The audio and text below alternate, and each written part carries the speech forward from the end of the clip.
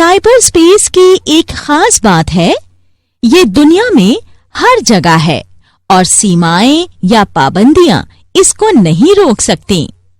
दुनिया के किसी एक कोने में बैठा एक इंसान आसानी से साइबर स्पेस के जरिए दुनिया के दूसरे कोने में किसी अन्य इंसान के साथ बातचीत कर सकता है, फोटोज और वीडियोस भेज सकता है।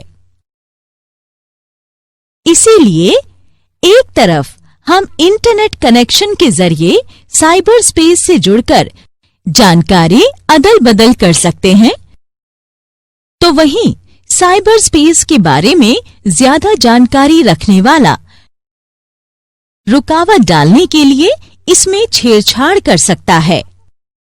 साइबर स्पेस में रुकावट बहुत खतरनाक हो सकती है, क्योंकि सभी तरह की जानकारी यहीं संग्रहित रहती है। अगर इन सूचनाओं से किसी तरह की छेड़छाड़ की जाए या इनका क्रम बिगाड़ दिया जाए, तो दुनिया के लिए बहुत बुरा होगा।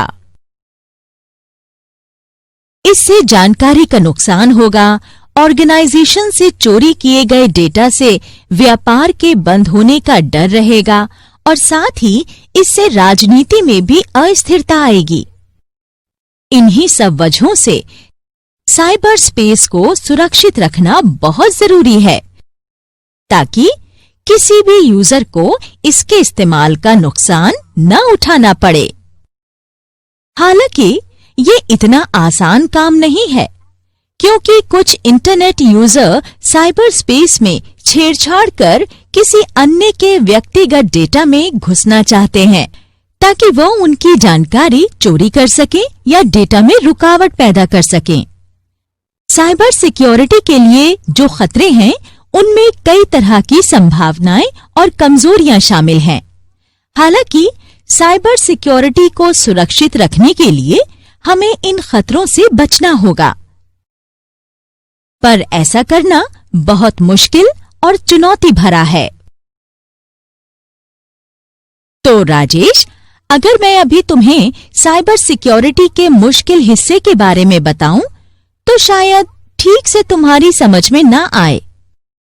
इसलिए साइबर सिक्योरिटी के बारे में ज्यादा जानने के लिए तुम पहले साइबर सिक्योरिटी की कुछ बुनियादी बातों को समझ लो। ठीक है नंदिता मैम, तो मुझे साइबर सिक्योरिटी की बुनियादी बातों के बारे में और जानकारी दीजिए। बिल्कुल राजेश, मूल बातें समझने के बाद तुम अन्य दूसरे ट्रेनिंग मॉड्यूल्स और व्यवहारिक पार्ट से अपनी जानकारी को और बढ़ा सकते हो। हाँ ठीक है, आगे बढ़ते हैं। हमारे कंप्यूटर पर हर वक्त थ्रेट का खतरा है, तो हमारे लिए ये जानना बेहद जरूरी है कि हम इन थ्रेट से खुद को कैसे बचा सकते हैं।